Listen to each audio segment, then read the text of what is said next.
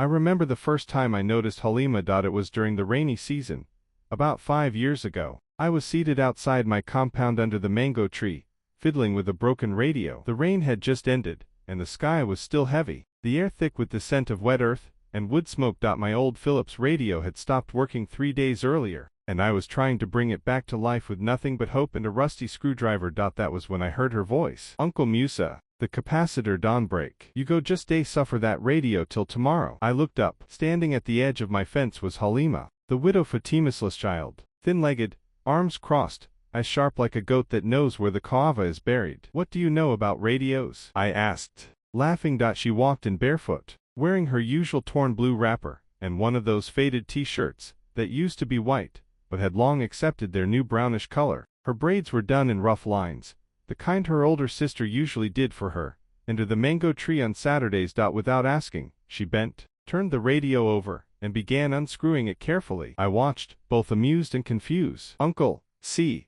she said after a minute, pointing to a small, round, cracked piece. This one don't burst. If you get another one, the thing go work. That's how it started. You see, in our village of Gamgee, girls like Halima aren't expected to know how to fix radios. They're expected to fetch water, cook, sweep, and maybe, if they're lucky, go to primary school until puberty calls them back into the shadows of domestic life. But Halima was different. Her father, Alhaji Danjuma, had been the only man in the village who owned a repair shop. People used to bring him all kinds of things, radios, clocks, even broken torches. He was quiet and gentle, a man of few words, and he loved Halima more than any of his other 7 children. She was the last born, the smallest, and the one who always sat beside him, on his wooden bench watching him fix things. When he died suddenly, malaria, they said, Halima was only 10. The repair shop was locked up. Her older brothers weren't interested, and her mother, Fatima, began selling firewood and groundnuts by the roadside just to keep food on the table. We all thought the workshop had died with Alhaji Danjuma. But Halima remembered. She would sneak into the shop sometimes. No one paid her much mind. It was dusty, with cobwebs on the shelves and rats living inside old transistor radios.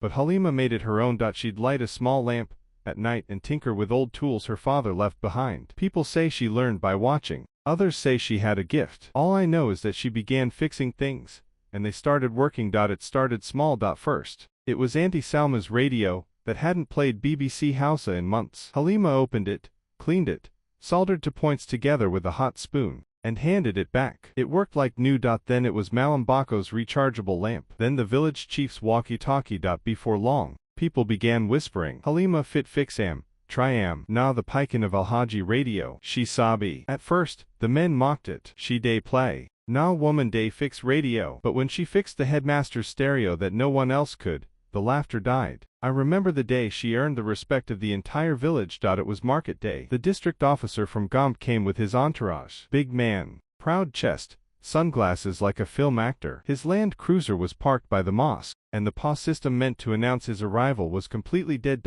Panic broke out. The generator was working. The microphone was new, but the amplifier was useless.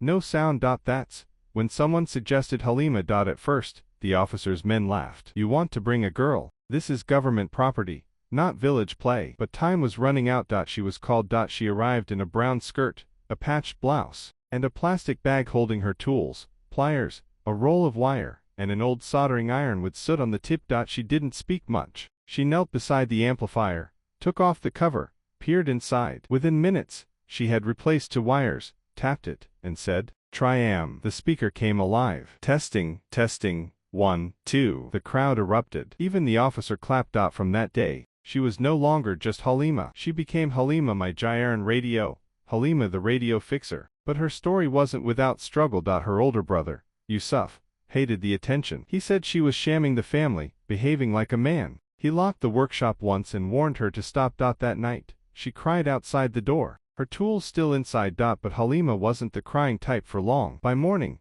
she found a corner behind her mother's hut, laid a small mat, and set up her own repair space under a broken umbrella. People still came. One day, she fixed a traveling trader's speaker box. The man was so impressed he offered to take her to Bochi to work in his electronics shop. Her mother refused. She's still a child, she said. But I knew Halima was no ordinary chill. She saved money, a little at a time. 50 naira here, 100 naira there. She bought her own replacement parts, Sometimes she walked to the next village just to find one tiny capacitor. And all the while, she kept learning. By the time she was 16, she could repair more than radios. She fixed electric kettles, phone chargers, and even a flat-screen TV someone brought from town. She became our pride. One day, a journalist came from Kano. Someone had told him about the girl who fixes radios in a village without light. He filmed her sitting under the mango tree, fixing a customer's amplifier. He posted it online. It went viral. We didn't even know what viral meant back then. But strangers started calling. Goes. Women's groups,